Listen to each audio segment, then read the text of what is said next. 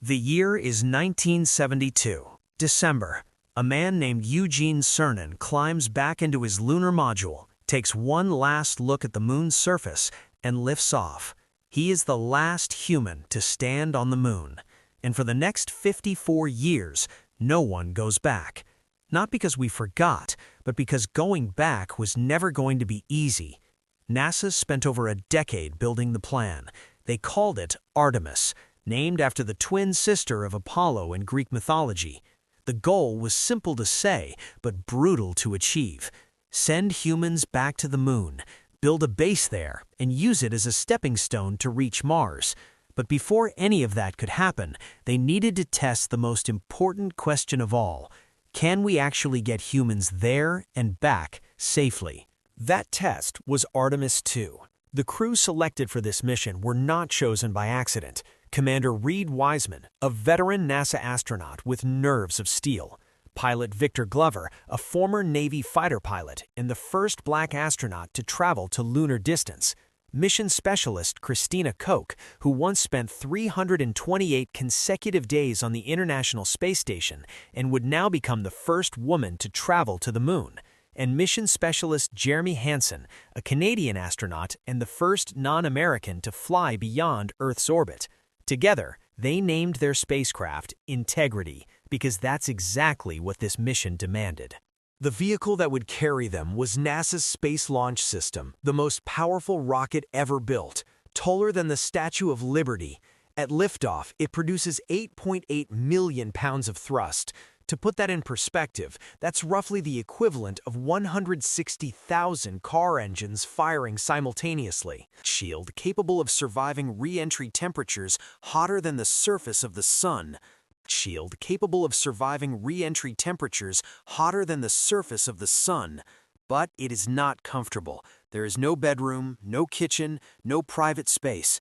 4 grown adults, a capsule about the size of a large SUV. 10 days. April 1st, 2026, Kennedy Space Center, Florida. Launch Pad 39B, the same pad that launched Apollo 10 in 1969.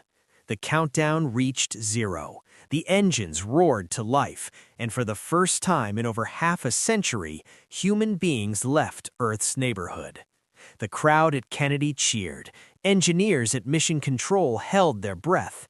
And somewhere above them, 4 astronauts were pressed back into their seats by a force 3 times the weight of gravity, climbing toward the stars.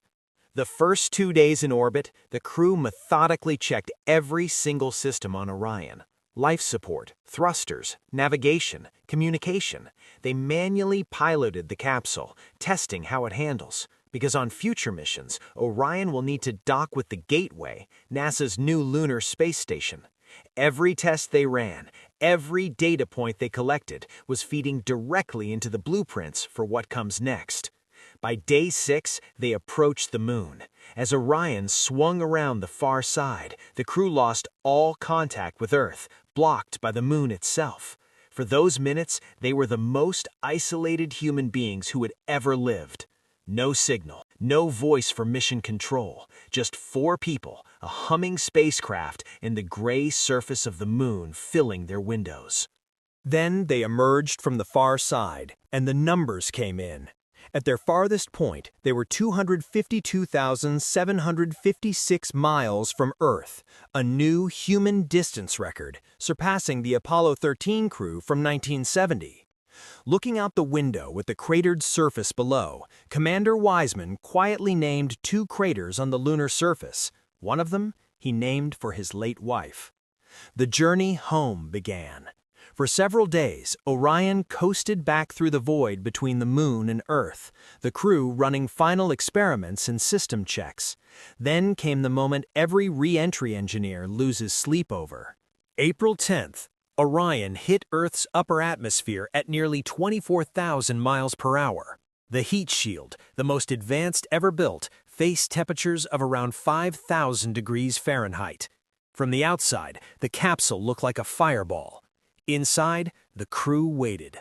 For 6 full minutes, all radio communication was completely cut off. Mission Control could only watch the screens and wait. Those were the longest 6 minutes in the room. Then, the parachutes deployed. First, the small drogue chutes to slow and stabilize. Then 3 massive orange main parachutes, each the size of a large house, blossoming open against the blue sky. Orion's speed dropped from thousands of miles per hour to a gentle drift. At 5:07 p.m. Pacific time, Integrity splashed down in the Pacific Ocean, just 2.9 miles from the intended target. The Navy recovery team moved in. The hatch opened, and one by one, the crew of Artemis II emerged, tired, smiling, and back on Earth. The mission lasted 10 days, but what it proved will last a generation. Every system worked. Every test passed. The data collected will directly shape every mission that follows.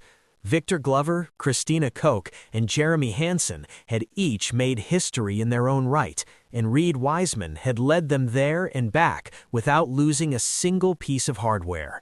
Artemis III is already in planning, a mission that will actually land humans on the lunar surface, targeted for 2027. After that, NASA and its international partners plan to construct the Lunar Gateway, a space station in orbit around the Moon, serving as a launch pad for deep surface exploration. And beyond that, a permanent base on the Moon itself, not a visit, a home, a place where humans will live and work, preparing for the next giant leap, a crewed mission to Mars. Artemis II did not land on the Moon. Its crew did not plant a flag or collect samples. What they did was quieter and more important. They proved the rocket works, the spacecraft works, the humans can survive the journey. They closed 54 years of silence and opened a door that will not close again.